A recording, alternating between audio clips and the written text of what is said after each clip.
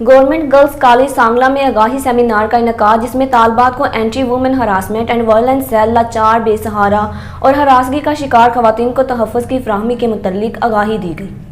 आगाही seminar में professor, lecturer और students ने भरपूर शिरकत की। इस हवाले से मज़ीद तफ़सीलात जानते हैं वक़ार अहमद भट्ट से। Regional police officer Sheikhupura Mirza Farhan Baig की हिदायत पर ज़िले police Nankana DPO captain retired Mansoor Rehman की ज़ेर निगरानी खवातीन के तहफ़्फ़ुज़ और इंसाफ की फराहमी के लिए मसरूफ़ अमल है। ज़िले पुलिस का government girls associate college Sangla Hill में आगाही सेमिनार का इनेकाद किया गया, जिसमें तालबात को anti women harassment and violence cell, लाचार, बेसहारा और हरासगी का शिकार खवातीन को तहफ़्फ़ुज़ की फराहमी के मुतल्लिक़ आगाही दी गई।